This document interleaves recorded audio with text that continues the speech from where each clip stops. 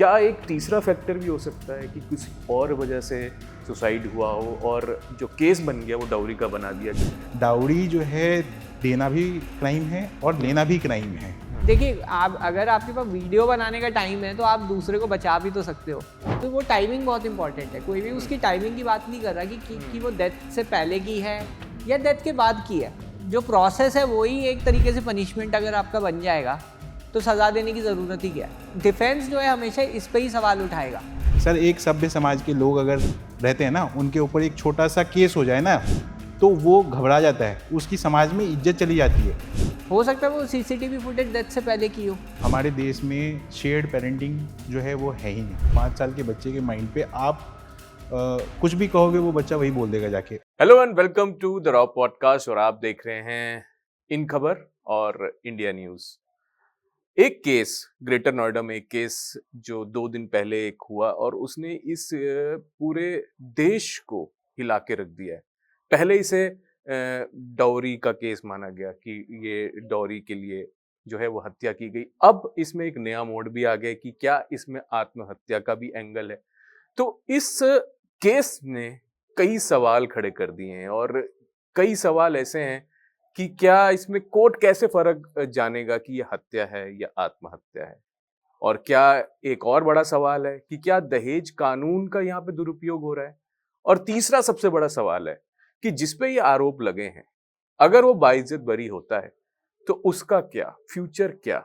और यही तमाम सवाल जानने के लिए हमारे साथ गेस्ट हैं सुप्रीम कोर्ट के लॉयर नीतीश और हमारे साथ अतुल सुभाष के भाई विकास। नमस्कार सर, आपका बहुत बहुत स्वागत है हमारे इस स्पेशल शो में। सर, सबसे पहले आपसे सवाल लेते हैं। ये केस में एक एफआईआर होती है, वीडियो सामने आते हैं जिसमें इसको पूरा घुमा के रख दिया, कई सीसीटीवी सामने आए।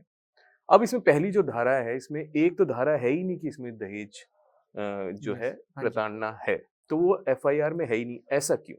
देखिए, डाउरी डेथ का जो प्रोविजन होता है वो 7 साल तक रहता है। अच्छा। 7 साल के बाद जो है डाउरी हैरेसमेंट जो है अबेटमेंट टू सुसाइड या मर्डर का जो सेक्शन लगे हुए हैं इस एफआईआर में भी, वो उसमें कन्वर्ट हो जाती है। एक स्पेसिफिक प्रोविजन है, वो 7 साल तक है। अगर 7 साल के अंदर अंदर ये डेथ हुई होती तो सीधा वो वाला प्रोविजन लगता। बट 7 साल के बाद हुई है तो इसलिए मर्डर का और अबेटमेंट टू सुसाइड का प्रोविजन लगा है। और इसमें क्या फर्क होता है सर? देखिए, प्रावधान जो है, एक स्पेसिफिक प्रावधान जो है डाउरी डेथ का, वो 7 इयर्स से नीचे के लिए वो स्पेसिफिक प्रोविजन है कि जहाँ पे दहेज से लेकर रिलेटेड प्रताड़ना है, सिर्फ वही मुकदमे 304 बी आईपीसी जो प्रीवियस सेक्शन था उसमें रजिस्टर होंगे। अभी जो है अगर अगर अगर ये अब जो है एक ग्रेटर मर्डर जो है, ये एक तरीके से बहुत वो एक वाइडर सर्कल कह लीजिए, और एक स्पेसिफिक प्रोविजन जो है वो जो है 304 बी था पहले। तो अभी मर्डर का इन्होंने चार्ज लगा दिया है जो कि कवर कर देता है 304 बी को भी बेसिकली। तो धारा वो स्पेसिफिक होती थी पहले, अब थोड़ा वो जनरल हो गया एक तरीके से। आप ये डिफरेंस है बस। अच्छा, ये जो धाराएं लगी सर, एफआईआर जो बनी, उसमें सीसीटीवी जो है, एक सीसीटीवी आता है कि वो जिस पे आरोप लगे वो तो लड़का बाहर था और साथ में जिसके बच्चे की बात की जा रही कि उसने ये बयान दिया है, वो भी सीसीटीवी में दिखता है कि वो बाहर है अपने पिता के साथ। तो इसमें कोर्ट कैसे जज करता है कि कौन सा सीसीटीवी जो है वो जिसको हम कंसीडर करें? देखिए, किस पॉइंट पे बाहर था हस्बैंड और उसका बच्चा, वो देखने वाली बात है क्योंकि मैटर ऑफ इन्वेस्टिगेशन है। किस पॉइंट पे कितने बजे, देखिए क्या होता है जब भी हम एज अ डिफेंस लॉयर बात करते हैं तो डिफेंस का ये होता है टाइमलाइंस। हम हमेशा जो है ना टाइमलाइन पे कंसंट्रेट करते हैं। जो पुलिस है वो केस बना देगी, जैसे भी अगर उन्हें लगता है मर्डर है तो वो बना देते हैं। तभी हर एक बंदे को राइट है कि वो प्रोटेक्ट करे अपनी इनोसेंस, वो राइट होता है। तो यहाँ पे देखिए टाइमलाइन बनेगी, एक एक चीज जो है देखी जाएगी कि कितने बजे जो है ये वीडियो सामने आया, कि उस टाइम ऑफ डेथ क्या था, कि मोडस क्या था, कैसे डेथ हुई, कैसे कॉन्स्पिरेसी हुई भी है या खुद इमोलेट कर लिए, खुद ही अपने आप को जला दिया है, वो चीज देखी जाएगी। फिर कितने बजे वो सीसीटीवी फुटेज बाहर आई, क्योंकि वो टाइमिंग बहुत इंपॉर्टेंट है। कोई भी उसकी टाइमिंग की बात नहीं कर रहा कि वो डेथ से पहले की है या डेथ के बाद की है। हो सकता है वो सीसीटीवी फुटेज डेथ से पहले की हो।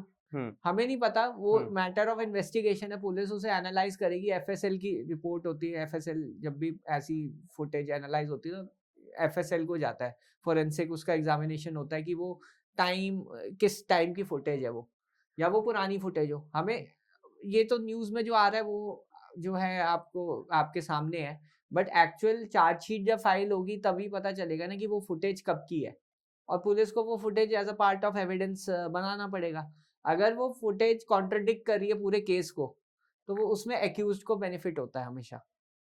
अगर वो फुटेज उस टाइम की है जब वो बच्चा कह रहा है कि उस टाइम मारा गया है, इनका मर्डर किया है, या सुसाइड करवाया है, या उत्तेजित किया गया है, तो फिर पूरा पुलिस का केस ही वो हो जाएगा, क्या कहते हैं, पूरा वो धराशायी हो जाएगा। तो आपको ये देखना है कि वो फुटेज का केस से क्या लेना देना है। दोनों बातें सच नहीं हो सकती, एक झूठ होगी एक सच होगी। एक विटनेस की गवाही है और एक सीसीटीवी फुटेज है, अगर दोनों एक दूसरे पे कॉन्ट्रडिक्ट, वो पुलिस का काम है टू प्रूव।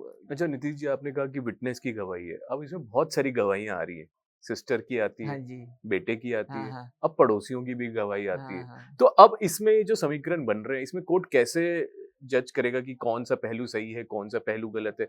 क्या क्या इसमें फैक्टर्स जो हैं वो फैक्टर्स, कंसीडर किए जाते हैं? देखिए इन्वेस्टिगेशन अभी जारी है, हो सकता है कल 4 बंदों के और गवाहियां आ जाए मीडिया में, तो अभी तो ये सारी स्पेकुलेशंस है एक तरीके से। ओनली थिंग इज कि पुलिस जो है वो गवाही अपने जो उनकी स्टेटमेंट है वो नोट करती है, हर एक विटनेस जो, अगर वो एक हो गया आई विटनेस कि उन्होंने देखा है। अगर बहन कहती है कि हस्बैंड ने मारा है, तो कौन वीडियो बना रहा था और बहन क्यों नहीं सामने आई बचाने के लिए अपनी सगी बहन को, एक ये फैक्टर है जो बहुत बड़ा मुद्दा है ये। मैं ये नहीं कह रहा कि अभी कि कोई कंक्लूजन नहीं ड्रॉ कर रहे इस पे, बट ऐसी स्पेकुलेशन जो है वो निकल के आ रही, लोगों के सवाल हैं ये कि, सवाल है कि हाँ, देखिए आप अगर आपके पास वीडियो बनाने का टाइम है तो आप दूसरे को बचा भी तो सकते हो। बिल्कुल। जो भी वीडियो बना रहा था उसको पहला ये था कि उसे बचाना चाहिए था, उसको सोशल मीडिया पे डालना, ये आजकल को कैसे ये पॉसिबल है प्रैक्टिकली। तो पहले तो ये भी एस्टैब्लिश करना पड़ेगा कि ये वीडियो उसी का है या कोई और वीडियो है या क्या कैसा है। अच्छा, ये भी एक फैक्टर है। Exactly, this is also one of the factors कि वो वीडियो का जेनेसिस क्या है, वो किसने रिकॉर्ड किया है, और वो इस केस से रिलेटेड है या कोई और केस से रिलेटेड है, या रिलेट करा जा रहा है, कुछ नहीं कह सकते ये। क्योंकि एक वीडियो जो है हाथापाई का वो भी वायरल हो रहा है, अब वो कहा जा रहा है कि पुराना वीडियो है, तो उसको भी ये यूटिलाइज करके एकदम सेंसेशनलाइज बना दिया गया है, एक तरीके से बता दिया गया है कि भाई आप ही हो। अब वही मैं कह रहा हूँ ना, जो इंसिडेंट हुआ है, चेन ऑफ इवेंट्स आप देखिए, वीडियो अगर बनता है तो बचाने की क्यों नहीं कोशिश की गई, किसी ने उसे बचाया क्यों नहीं? सबसे पहला रिएक्शन ही आपका ये होगा, आप बचाओगे या वीडियो बनाओगे? अगर ऐसी घटना हो रही है तो आप पहले बचाओगे।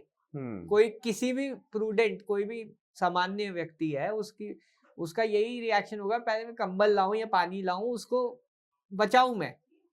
ये वीडियो करके सोशल मीडिया पे वायरल थोड़ी ना, आप इस चीज को थोड़ी ना कर सकते हैं। बिल्कुल। तो ये बहुत बड़ा सवाल है, ये तो आंसर किसी ना किसी को तो देना पड़ेगा कि ये। तो ये जितने भी तमाम जो सीसीटीवी फुटेजेस हैं, इनका अभी फोरेंसिक में जांच होगा, कोर्ट ऑर्डर देगा कि आप पता लगाइए कि सही भी है या नहीं, उसके बाद जो है आगे बढ़ेगी प्रोसेस। इन्वेस्टिगेशन का यही काम होता है कि आप पहले ये सीसीटीवी जो हुआ है उसको इंसिडेंट से कैसे रिलेट कर रहे हो, या ये जो वीडियो है ये इंसिडेंट का है भी या नहीं है, क्योंकि डिफेंस जो है हमेशा इस पे ही सवाल उठाएगा। जब भी आपका डिफेंस तैयार होता है वो पहले देखेगा कि ये जो फुटेज, क्योंकि मीडिया में तो आ गया, मीडिया ने रिलेट कर दिया, उन्होंने सेंसेशनलिज्म या जो भी है सब हो गया है, सोशल मीडिया में सेंसेशनलिज्म हो गया। अब पुलिस हरकत में आई, पुलिस ने अरेस्ट कर लिया, पर हो सकता है वो इनोसेंट हो, उनकी कोई और कहानी हो, तभी डिफेंस सामने आता है। हम एक साइड की स्टोरी देके किसी को कन्विक्ट नहीं कर सकते। आपको ये देखना पड़ेगा कि वो जो वीडियो है वो है भी इंसिडेंट का, सीसीटीवी इंसिडेंट से कितना रिलेटेड है, ये सब मटेरियल कितना जो है इम्पोर्टेंट है कन्विक्शन के लिए, वही ट्रायल का काम होता है। तो विकास भाई, आपने सुना वकील साहब कह रहे हैं कि एक साइड की स्टोरी है, दूसरी साइड की स्टोरी अभी भी नहीं है, जिसमें अब ये लोग जो हैं वो बनाया जा रहा है समीकरण की क्या दहेज कानून का भी यहाँ पे दुरुपयोग हो रहा है, इस पे आपकी क्या राय है? सर मैं सबसे पहले इनकी एक बात पे रिलेट कर रहा हूँ जिसमें बताया जा रहा था कि वो बच्चा जो है वो भी बयान दे रहा है उस पे, और जबकि सभी लोगों ने, हम लोग जो देख रहे हैं सोशल मीडिया पे वो ये है कि सोशल मीडिया के अनुसार जो है वो सीसीटीवी फुटेज में वो बाहर खेलता हुआ नजर आ रहा है। तो मैं इस बात पे आपको बताना चाहता हूँ कि एक बच्चे का माइंड, 5 साल के बच्चे के माइंड पे आप कुछ भी कहोगे वो बच्चा वही बोल देगा जाके। उसको क्या पता क्या सही बोलना है, क्या गलत बोलना है, क्या मैं सही बोल रहा हूँ या गलत बोल रहा हूँ। 5 साल के बच्चे को इतना इनोसेंट होता है वो, उसको ये सारी चीज़ें नहीं पता होती है।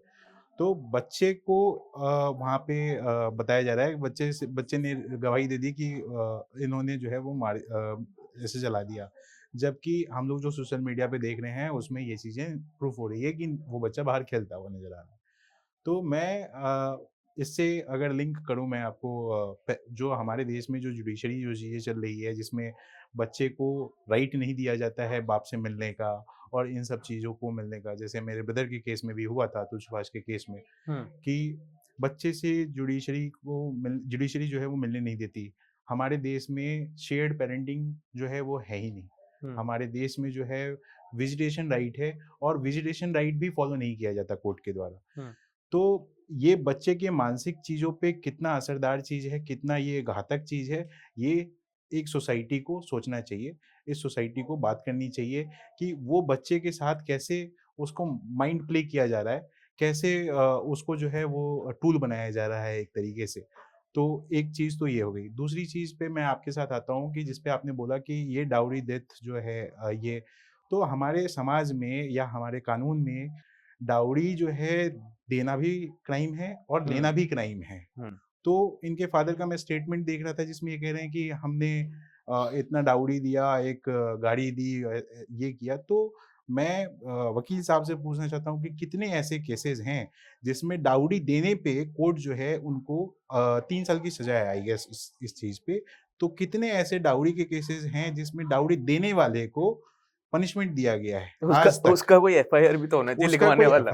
एफआईआर क्यों नहीं? कोर्ट जब कोई कंप्लेंट करेगा तब तो कोई कोर्ट सजा में होगी। ये जाके अगर बोला जा रहा है कि मैंने डाउरी दिया है, हाँ, ये दैट पॉइंट है। That itself is a crime.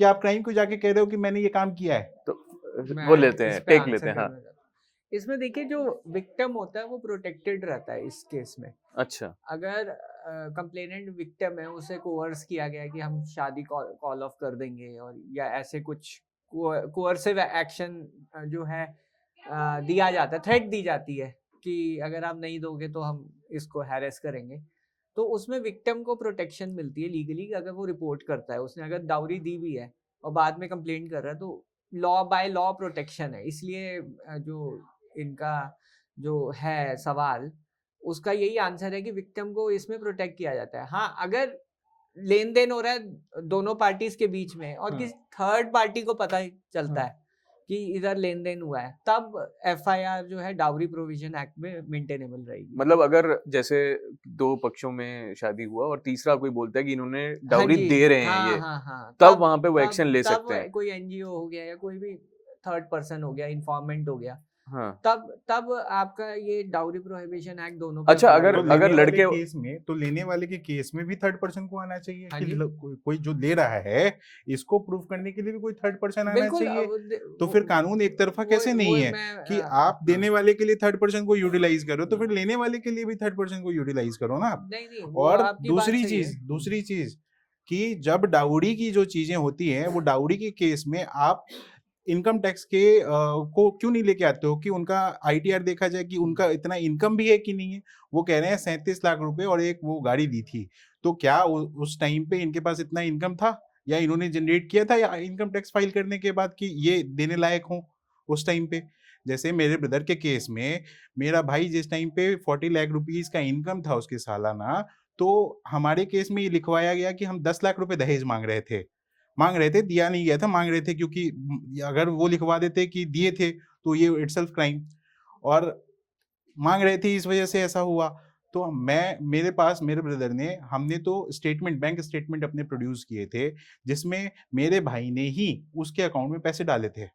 तो डाउरी केस जो बनाया जाता है वो सिर्फ लड़की की बातों पे कह के क्यों बना दिया जाता है, और जो ये वकील साहब जो लिख के देते हैं, वकील लिखते हैं, ये इस चीज का इन्वेस्टिगेशन पुलिस क्यों नहीं करती है कि भाई स्टेटमेंट मंगाया जाए, लड़के को बुलाया जाए और एफआईआर जो रजिस्टर्ड करते हैं इस चीज में कि डाउरी लिया गया है या डाउरी मांगने के चक्कर में ये डेथ हो गई है।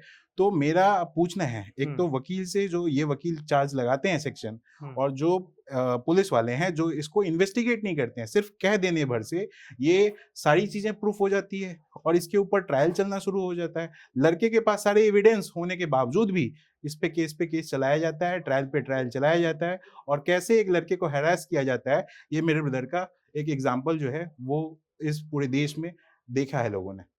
मेरे को लगता है इसमें एक टेक जो मेरे को लगता है, जो मैं फील करता हूँ, उसमें ये स्टोरी आती है कि कहीं ना कहीं ये जो कानून बने थे वो इसीलिए बने थे, जो आज हम केस देख रहे हैं इनको रोकने के लिए बने थे। जो ये घटना हुई ये बहुत ही शर्मनाक घटना है हमारे देश के लिए, अगर ऐसा हुआ है तो।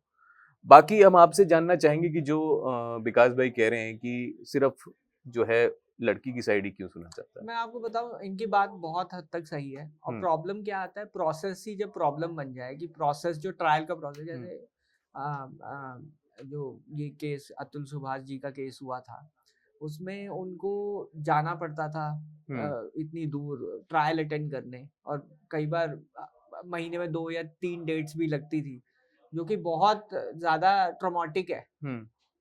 जो प्रोसेस है वही एक तरीके से पनिशमेंट अगर आपका बन जाएगा तो सजा देने की जरूरत ही क्या है, पहली चीज।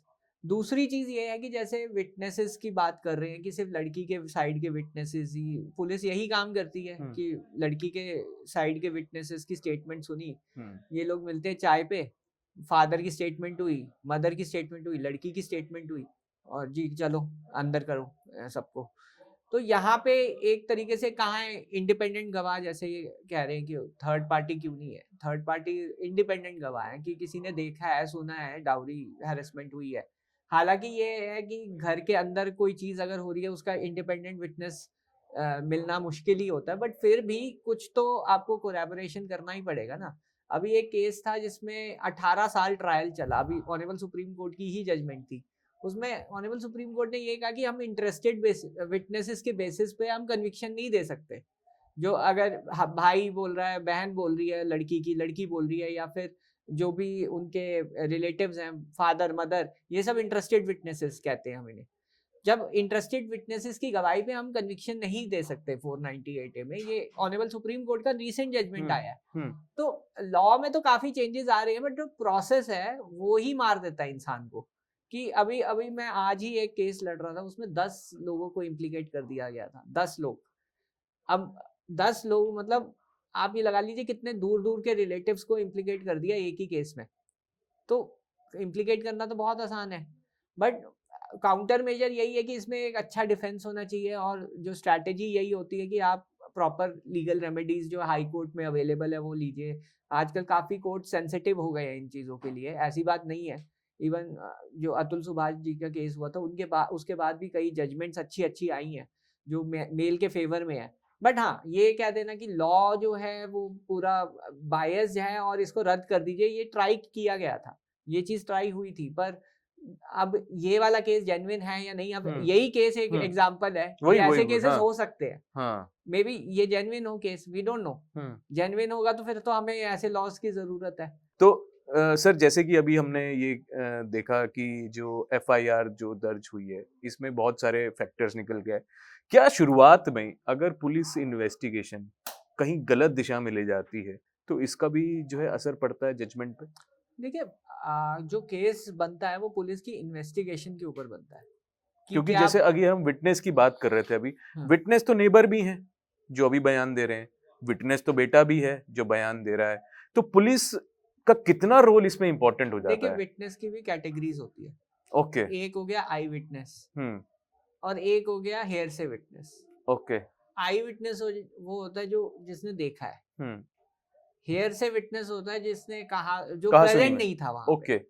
अब नेबर प्रेजेंट थे वहां पे, नहीं थे बट नेबर ये कहते हैं कि हमारे साथ था, सीसीटीवी में दिख रहा है। अगर सी हाँ। वो अगेन ये सारा मटेरियल अगर चेकिंग होगा जो चेन ऑफ इवेंट्स है, हाँ। एविडेंस एक्ट में हम ये कहते हैं जो फैक्टर्स बिफोर द एक्ट है, आफ्टर द, अगेन मैंने वही कहा ना कि इसमें टाइमलाइन क्या है, टाइमलाइन आपको देखनी पड़ेगी। मर्डर कितने बजे हुआ, मर्डर से पहले क्या हुआ, मर्डर के बाद क्या हुआ, ये सब रेलेवेंट सर्कमस्टांसेस है जो कोर्ट देखेगा। जब भी अगर सपोज वो नेबर कहते हैं मर्डर से पहले वो मेरे साथ थे, तब तो उनकी बात भी ठीक है, पर मर्डर के वक्त वो कहाँ था, वो एक इम्पोर्टेंट फैक्टर है। वो चीज तो कहीं नहीं आई है अभी तक कि मर्डर जिस वक्त हुआ उस दिन उस वक्त की सीसीटीवी फुटेज है या उसके बाद की। यही तो सेंसेशनलिज्म है, यहाँ पे एक लेकुना है। आप ये देखिए, अगर मर्डर से पहले है वो अपने बेटे के साथ घूम रहा है, फिर घर गया, मर्डर किया, उसके बाद फिर आगे चला गया वो, तो यहाँ पे हमें पूरे जो फैक्ट्स हैं वो देखने पड़ेंगे। ऐसे हम नहीं कंक्लूजन पे ला सकते। डिफेंस हमेशा इसी पे ही काम करता है कि जो फैक्टर्स हैं, पहले क्या हुआ, उस वक्त क्या हुआ, उसके बाद क्या हुआ। तो जैसे इन्होंने कहा कि 5 साल का उनका बच्चा है जो मैनिपुलेट किया जा सकता है, तो कोर्ट कंसीडर करेगा इसको कि ये मैनिपुलेट हो सकता है? अब अगर बच्चे को मैनिपुलेट किया गया है तो बर्डन ऑफ प्रूफ किसके ऊपर है? आप ये देखिए, इसको प्रूव करने का आपके ऊपर है, डिफेंस के ऊपर। जो डिफेंस है उसे बच्चे को क्रॉस एग्जामिन करने की अपॉर्चुनिटी मिलेगी। ओके। वो क्वेश्चंस पुट अप कर सकता है बच्चे को कि आप किसी से मिले थे क्या, किसी ने किससे बात हुई थी आपको उस दिन, मतलब वो सारे जो 5 साल, इनकी बात सही है बट उसको प्रूव करना एक अलग आर्ट है। वो उसे आर्ट ऑफ क्रॉस एग्जामिनेशन कहते हैं। तो वो जब विटनेस में आएगा तब उससे पूछा जाएगा कि आपने ये स्टेटमेंट दिया है, इससे सर्कमस्टांसेस क्या रहे होंगे वो स्टेटमेंट देने के। अगर बच्चा खुद कहता है कि नहीं, मेरे को इन्होंने बोला ऐसा बयान देने के लिए, तो वो हॉस्टाइल हो गया। इसे हम हॉस्टाइल विटनेस लीगल टर्म में कह रहे हैं कि वो फिर प्रोसिक्यूशन का केस को सपोर्ट नहीं कर रहा है उस तरीके से। तो उससे प्रूव हो जाएगा कि उससे मैनिपुलेट किया गया है। बट ये आपको करना है, डिफेंस की स्ट्रैटेजी रहती है ये। अच्छा, आउट ऑफ क्यूरोसिटी मेरा ये सवाल है आप दोनों से कि क्या एक तीसरा फैक्टर भी हो सकता है कि किसी और वजह से सुसाइड हुआ हो और जो केस बन गया वो डाउरी का बना दिया गया, जिसमें ये चारों, अगर हम एक अज्यूम कर लें कि इनका कोई लेना देना नहीं था, तो अब इन चारों का क्या होगा अगर कोई थर्ड फैक्टर भी होता है तो? जैसे कि बोला जा रहा है कि ब्यूटी पार्लर, रील्स और बहुत तमाम जो है, एक और भी एक कहानी जो है साइड बाय साइड चल रही है। प्रोसिक्यूशन का केस एक ही फैक्टर पे रिलाय होगा, या तो वो डाउरी का स्टैंड लेंगे या फिर ये जो दूसरे फैक्टर्स आ रहे हैं उनका स्टैंड लेंगे। प्रोसिक्यूशन का केस हमेशा एक ही फैक्टर पे, स्टोरी पे चलेगा। वो या तो डाउरी डिमांड होगी या फिर ये जो दूसरी फैक्टर्स आ रहे हैं, दोनों फैक्टर्स आप इकट्ठे नहीं लगा सकते। या फिर ये भी हो सकता है डाउरी भी हो और ये फैक्टर्स भी हो। तो ये जो 3 धाराएं लग गई, ये तो चेंज नहीं हो सकती हैं। देखिए, चार्ज ऑल्टरेशन और चार्ज फ्रेमिंग ये सब ट्रायल कोर्ट भी कर सकता है अपने हिसाब से, अगर जो नए फैक्ट्स आते हैं या फिर अच्छा, ओके, प्रोसिक्यूशन का केस चेंज होता है, चार्जशीट में चेंजेस आ सकते हैं। वो ऑल्टर हो सकता है चार्जेस। अच्छा, चार्जेस अभी ऑल्टर हो सकते हैं। तो विकास भाई, अगर मान लो कि ये जो निक्की के पति हैं अगर बेगुनाह निकलते हैं, एक हम ये साइड ऑफ द स्टोरी भी हमको समझना चाहिए कि अगर वो बेगुनाह निकलते हैं तो अब तो उन पे चार्जेस लग गए। अब तो मतलब वो हर जगह, जैसे उन्होंने एक ट्वीट भी किया था कि अब लोग मुझे कातिल कहने लगे हैं। तो ये जो फैक्टर है, ये किसी के लिए मेंटल क्रुएलिटी से मतलब कितना इसमें जो प्रेशर रहता है एक बीइंग अ मैन, वो हम समझना चाहिए। सर मैं आपको बताता हूँ, अगर किसी लड़के के ऊपर एक रेप का केस लग जाए, और हम सभी को पता है कि सुप्रीम कोर्ट का जो डाटा है उसके हिसाब से 98% केस जो है वो फॉल्स है, तो वो लड़का सबसे पहले तो उसको अरेस्ट कर लिया जाता है, उस लड़के की जॉब चली जाती है और सोसाइटी में ऐसा प्रेशर क्रिएट होता है कि वो आंख दिखाने के लायक नहीं बचता है, कि वो एक सोसाइटी में आंख दिखाकर चले लोगों से कि मैंने रेप नहीं किया। सोसाइटी उसको ये मान लेती है कि ये रेपिस्ट है। आप वो लड़के को बेल नहीं मिलती जल्दी, वो लड़का बाहर निकल के आता भी है अगर बेल से, तो उसके 5 से 7 साल चलेंगे या 10 साल में वो जाके छूटेगा या क्या होगा पता नहीं। लेकिन उसके वो 10 साल चले गए, वो जो एक टाइम पीरियड था उसका, गोल्डन टाइम पीरियड जिसमें वो शायद पैसा कमा सकता था, अपना लाइफस्टाइल चेंज कर सकता था, वहाँ पे उसको इस कोर्ट के चक्कर में जाके घिर गया।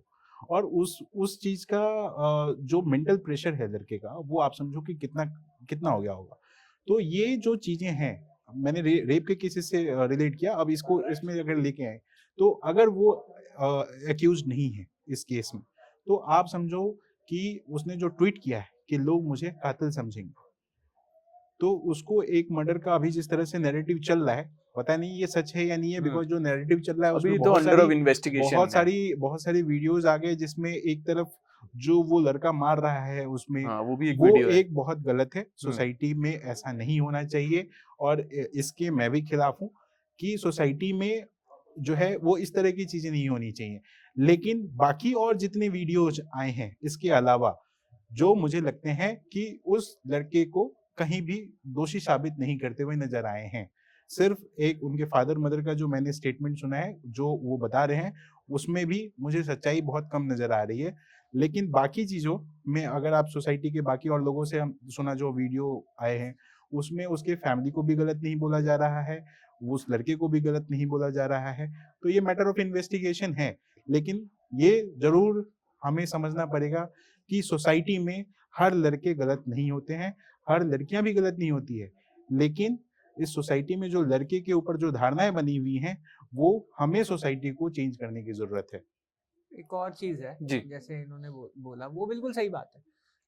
फेयर इन्वेस्टिगेशन एक फंडामेंटल राइट है आपका, चाहे आपका जितना भी अगर कि कोई ऑफेंस हुआ है, पुलिस उसे डीपली इन्वेस्टिगेट करे। एक चीज है कि 4 लोगों के बयान कर दिए और उससे चार्जशीट, ये फॉर्मेलिटी करके चार्जशीट फाइल कर देते हैं, जैसे 498 के केसेस में होता है। हालांकि कोर्ट ने काफी इस पे कॉग्निजेंस लिया है और जितना वो प्रोटेक्ट कर सकते हैं हस्बैंड्स को उतना वो करा है उन्होंने, कि अरेस्ट नहीं होगा, फिर 41A का नोटिस देंगे, परिवार वालों के लिए सेंसिटिव रहेंगे, ये सब गाइडलाइंस हैं ऑलरेडी। अब काफी एडवांस फेज पे है ये चीज, क्योंकि पहले तो क्या होता था, ये वाले केस होते थे तो सीधा अरेस्ट हो जाता था, जबकि 3 साल का ऑफेंस नहीं है। और ये है जो हीनियस ऑफेंस है, जैसे ये वाला ऑफेंस है, ऑब्वियसली इसमें भी जो इन्वेस्टिगेशन है वो इम्पार्शियल या फेयर इन्वेस्टिगेशन होनी चाहिए। अब प्रॉब्लम ये है कि जब वो व्यक्ति अरेस्ट हो गया है, उसकी रेपुटेशन गई, उसका जो अपना सेल्फ रिस्पेक्ट है वो चली गई, क्योंकि कुछ रील्स वायरल हो गई सोशल मीडिया में। किसने डाली वो रील्स, क्या पर्पस था, और उस व्यक्ति ने क्यों नहीं उसे बचाया, इंस्टेड कि वो जो है रील वायरल करने में, इस पे किसी का अभी ध्यान नहीं जा रहा। पर जब भी, अब ऑब्वियसली जो एक्यूज के राइट्स है उसी पे ही आप काम कर सकते हैं। उसका फंडामेंटल राइट ये होगा कि अब वो बेल के लिए अप्लाई करेगा। बेल में ये सारी फैक्टर्स आर्ग्यू किए जाएंगे, बहुत इंपॉर्टेंट ग्राउंड्स हैं जो मैं आपको बता रहा हूँ, कि जो स्टेटमेंट्स तो शायद अभी नहीं पुलिस उपलब्ध कराएगी, क्योंकि चार्जशीट जब फाइल होगी तभी स्टेटमेंट्स मिलेगी, तभी क्लियर होगा कि पुलिस की इन्वेस्टिगेशन क्या है। अभी हम स्पेकुलेट कर रहे हैं, बट जो असली इन्वेस्टिगेशन तो चार्जशीट के बाद ही होगी। बट जब आप बेल के लिए अप्लाई करेंगे तो ये सब फैक्टर्स आएंगे कि किसने वो शूट किया, क्यों शूट किया, पर्पस क्या था वो शूटिंग का, और शूटिंग के बाद अपलोड किसने कर दिया, वायरल कर दिया, उसके बाद पुलिस हरकत में आई।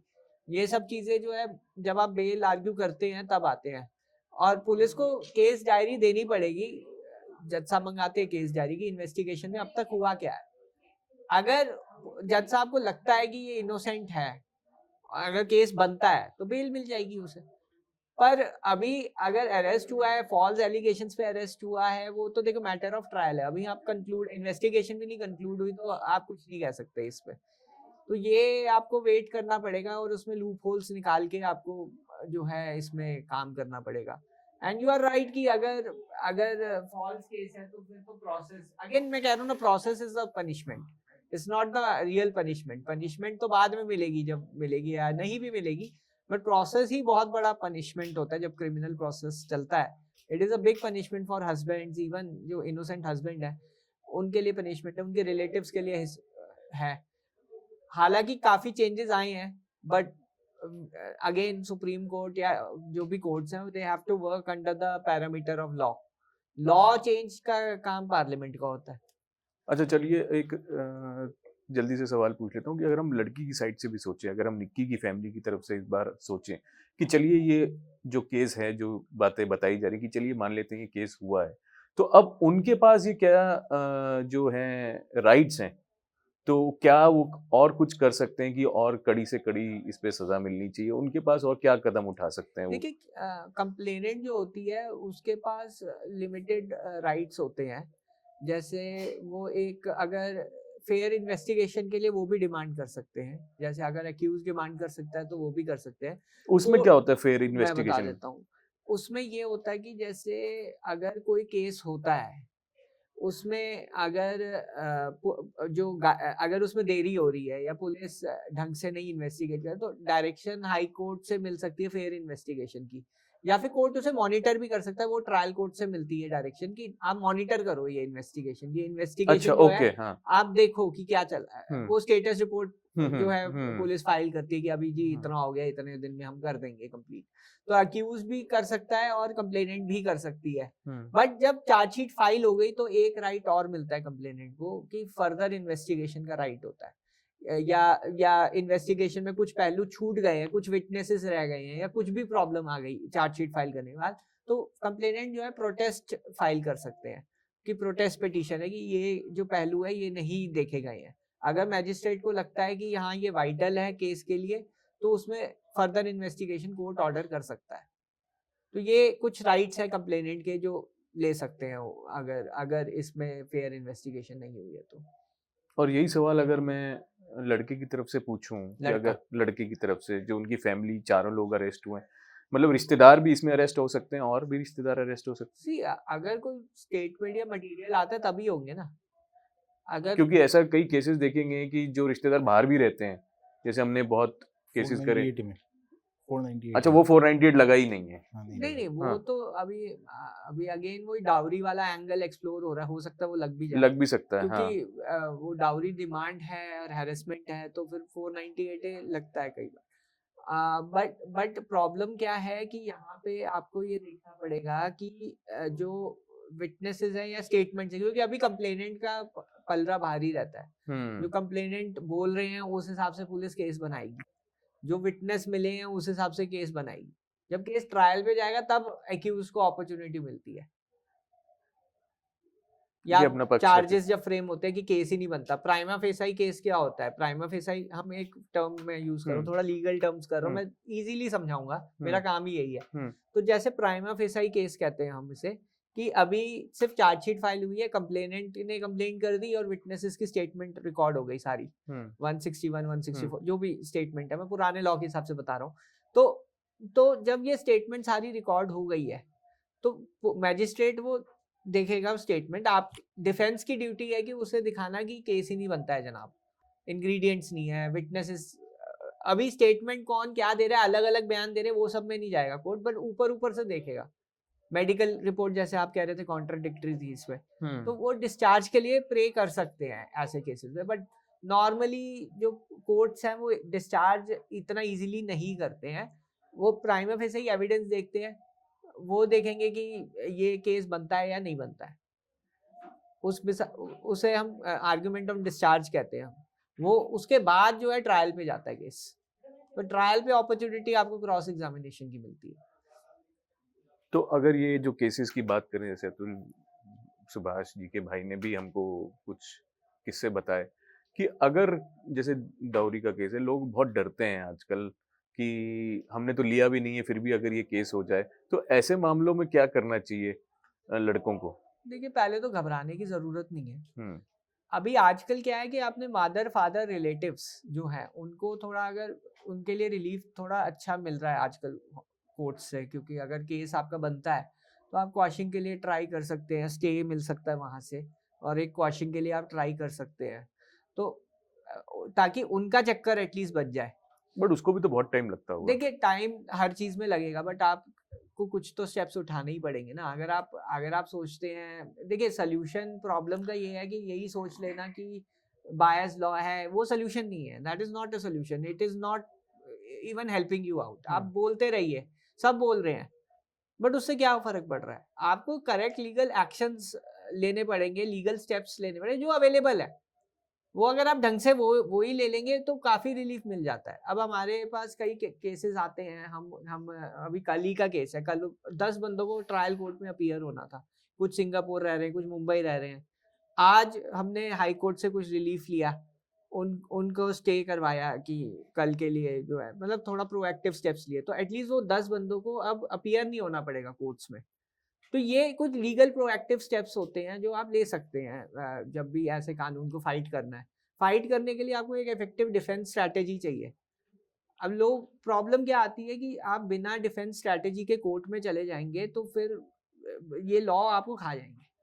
बिकॉज चलो, भाई आपको लगता है कि अब शादियां होंगी अब इतना सब नहीं कुछ नहीं नहीं समझ अब के? मैं इनकी बात पे थोड़ा सा बताना चाहता हूँ आपको हाँ। कि कह रहे हैं ये डिफेंस। मेरे केस में तो मैं तो सर 2 दिन मिला हूँ सिर्फ, मैं अपने भाई की वाइफ से, निकिता सिंघानिया से, और मेरे फादर साहब 4 दिन मिले। हमारे ऊपर भी 498 है और मेरे फादर के ऊपर भी 498 है। डोमेस्टिक वायलेंस मेरे ऊपर भी है और मेरे फादर के ऊपर भी है। मेरे फादर रहते बिहार में है, मैं दिल्ली में रहता हूँ और ये बैंगलोर रहती थी। आज भी हम 498 और डोमेस्टिक वायलेंस से भी अभी भी हमारे ऊपर चल रहे हैं आज के डेट तक।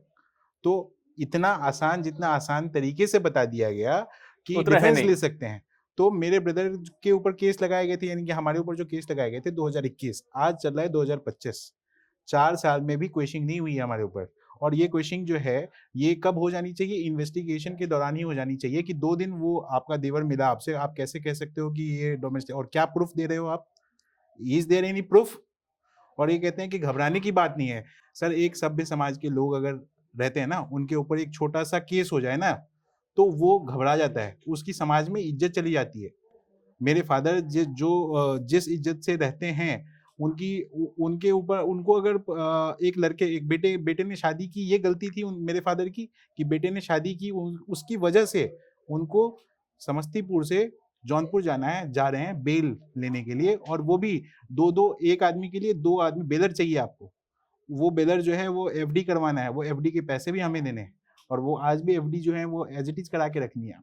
तो हमारा जो प्रोसेस है कानून का, और ये कहने से नहीं होगा, तो जब तक हम कहेंगे नहीं और करेंगे नहीं, तब तक ये कानून चेंज नहीं होगा, ये जुडिशरी चेंज नहीं होगी, और ये पॉलिटिकल जो पार्टीज के जो लोग बैठे हुए हैं, इनके कान में सुनाई नहीं देगी। हमारे लिए, हमारे देश में समोसे का साइज इक्वल होना चाहिए, इसके लिए संसद में बहस हो रहा है सर। लड़के मर रहे हैं, हर 6 मिनट पे एक पुरुष मर रहा है, हर एक 6 मिनट पे। एनसीआरबी का डाटा जो है 2023 के बाद नहीं दिया गया गवर्नमेंट के द्वारा। क्यों नहीं दिया गया है? हमारे देश में क्या समोसा इंपॉर्टेंट है? क्या संसद में ये इंपॉर्टेंट है कि समोसे का साइज इक्वल होना चाहिए? हमारे देश में ये लड़के मर रहे हैं। ब्लू ड्रम का तीसरा केस आ गया, तो लड़के शादी से डर रहे हैं। अभी हाई प्रोफाइल केस में गोविंदा की वाइफ ने वो डाला है, डिवोर्स का केस डाला है। 38 साल के बाद, ये 40 साल हो गए शादी के, इस उम्र में लोग जाके अपने आप को रिलीफ पाने की कोशिश करते हैं, वहां पे अब वो कोर्ट कचहरी देखेंगे और करेंगे। बिल्कुल सही बात है। एनसीआरबी का जो आपने डेटा की बात की, उसमें डेटा जो लड़कियों की अगर हम बात करें तो उसमें भी 20 महिलाएं रोज मर रही हैं। तो इसका सॉल्यूशन क्या है? आपसे मैं जानना चाहूंगा, आखिरी सवाल, इसका क्या सॉल्यूशन निकलता है आपकी नजर में? क्या होना चाहिए? हम जो लीगल जो हम कहते हैं कि किसी को रिलीफ नहीं मिल रहा है, अब वो क्यों नहीं मिल रहा है, वो तो देखिए पर्टिकुलर केस, हर एक केस का अलग फैक्टर हो सकता है। कोई ज्यादा, जैसे ये अनफॉर्चुनेट इंसिडेंट जो हुआ है, बहुत अभी जो इनकी पेन है वो शायद मैं भी नहीं समझ सकता, कोई भी नहीं समझ सकता, यही समझ सकते हैं जो भी ये कह रहे हैं। बट देखिए, हमारा जो एज अ लॉयर जो प्रोफेशन है, अगर मैं ऐसा बोलूं कि सब चीज़ें ऐसे ही हैं, कुछ नहीं बदलने वाला, या मैं धरने में बैठ जाऊं, आवाज़ उठाऊं, वो मेरे प्रोफेशन को शोभा नहीं देता। मैं तो टेक्निकल चीज़ें ही वो बोलूँगा, क्योंकि मेरे को जो जितना पता है टेक्निकल चीज़ें, मेरा काम ही है कि लोगों में होप्स करना कि कानून में विश्वास हो, या जो भी अभी जो भी दायरा है, जिस दायरे में हम, यस चेंजेस की जरूरत है। मैं ये नहीं कहता कि गलत है, जो मैंने आपको बोला प्रोसेस ही पनिशमेंट बन जाता है, जब मैंने आपको क्लियरली बोला आई एग्री जो रियलिटीज हैं इस देश में। बट एक कहते हैं कि एक होपलेसनेस देना किसी को, वो मेरा प्रोफेशन नहीं है, मतलब वो मेरा काम भी नहीं है। तो ओनली थिंग जो मैं दे सकता हूँ जितने भी है कि कोई दूसरा चीज ऐसे ना हो, अनफॉर्चुनेट चीजें ना हो। यही एक वकील का काम भी होना चाहिए कि आप अपने क्लाइंट्स के लिए लड़िए और अच्छी तरह लड़िए। जी, लास्ट एक आपसे लेंगे। ये कह रहे हैं कि एज ए एडवोकेट जो है वो प्रोफेशन में, और मैं सबसे पहले तो यही पूछना चाहता हूँ कि क्या वो लड़की को इतना पता होता है कानून नहीं पता होता है। तो ये एडवोकेट का ही प्रोफेशन है जो इतनी सारे कानूनों में जो है वो घुस के और ये सेक्शंस लगवाते हैं। तो आप मैं पूछना चाहता हूँ आपके माध्यम से, सोसाइटी में कितनी ऐसी शादियां होती हैं जो लड़की जो है अपने लेवल की शादी करती है या अपने लेवल से नीचे शादी करती है। तो हमेशा आप लेवल अप से शादी करते हो, तो आपको ये राइट देना कि आपको इक्वल स्टेटस मेंटेन करना है, ये कहाँ तक जायज? आप इक्वल स्टेटस में शादी कीजिए, इक्वल स्टेटस में कोई शादी नहीं करने के लिए रेडी है, नहीं, लेकिन बट इसमें मैं आपसे डिसएग्री हूँ। आज हाँ, लव मैरिजेस भी बहुत होती हैं जहाँ पे ये फैक्टर्स नहीं देखे जाते, बट बट कितने पहलू बहुत हैं। परसेंट, नंबर ऑफ परसेंटेज की बात कर रहा विकास हूँ। जी देखिए, पहलू तो बहुत सारे हैं जिस राइट, पे हम लोगों को बात करनी चाहिए। फिलहाल हमने कोशिश की इस केस को समझने के लिए जिसने पूरे देश को हिला के रख दिया है। एक ये ऐसा देश है जहाँ पे अतुल सुभाष जैसा भी एक केस है, और यही एक देश है जहाँ पे निक्की जैसा भी एक जो है वो केस हुआ है। तो आपको क्या लगता है, हमें कमेंट सेक्शन में जरूर बताइएगा। हमने पूरी कोशिश की इसको समझने के लिए, इस कानून प्रक्रिया को, और विकास भाई से जानने की कोशिश की कि अगर ये केस गलत भी होते हैं तो कैसे जो है हम लोगों को इससे गुजरना पड़ता है। फिलहाल आप देखते रहिए इन खबर इंडिया न्यूज़। तब तक के लिए नमस्कार।